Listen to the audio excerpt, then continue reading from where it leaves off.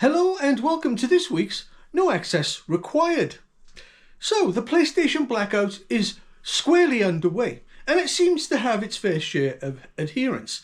There's certainly a very vocal crowd online who are telling everybody no game, no buy. And that's something I personally am in favour of.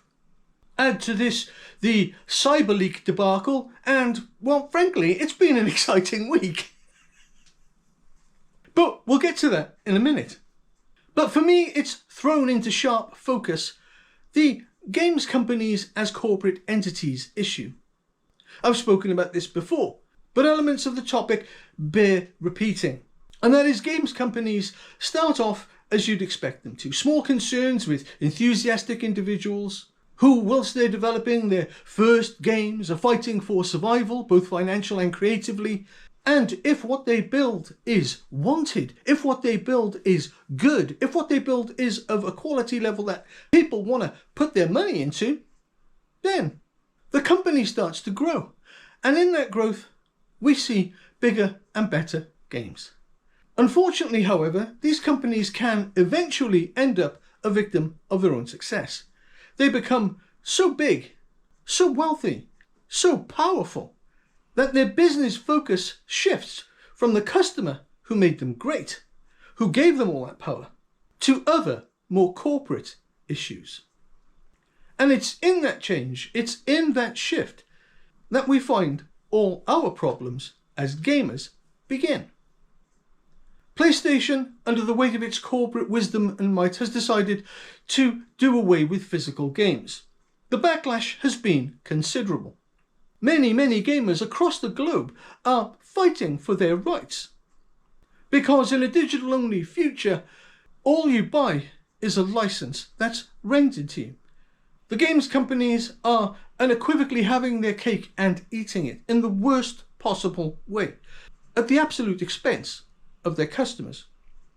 And similarly, Take-Two and Rockstar are corporate behemoths. And if you take a look at the companies and what they can do in concert with each other, their power, their corporate power, is frankly quite frightening. For them, business ceased being about the customer a very long time ago. Now, it's about the body corporate. It's about those at the top. It's about personal wealth. It's about ego, both corporate and individual. It is, and always has been, every corporate body's desire to dominate the market entirely. They get to a certain level of growth, and what else is there to chase? They've conquered every other metric. And so now it's just about the further acquisition of power and capital at any expense. Do I support CYBERLEEK? Well, kind of. In the same way that you could support historical figures like William Wallace, or Dick Turpin, or Robin Hood, or even Guy Fawkes.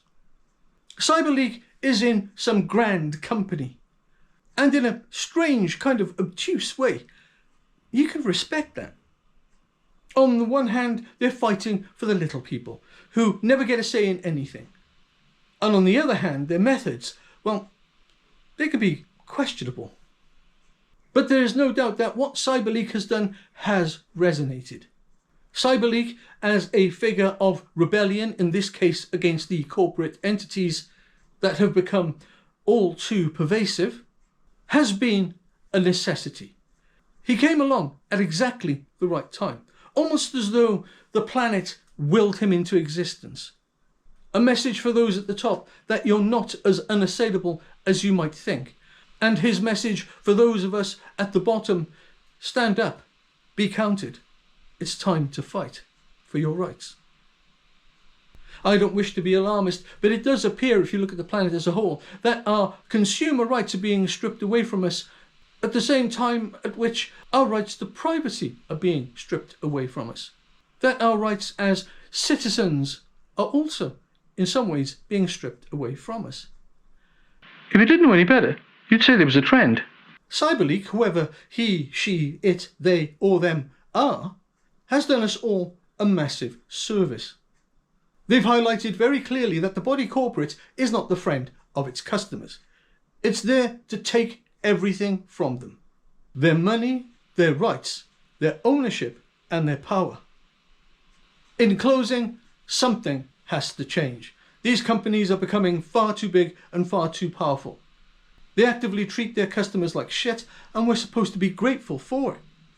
And a very small part of me is hoping that, as a person from Wales at least, the very interesting spelling of the name CYBERLEEK might indeed have something to do with the Red Dragon.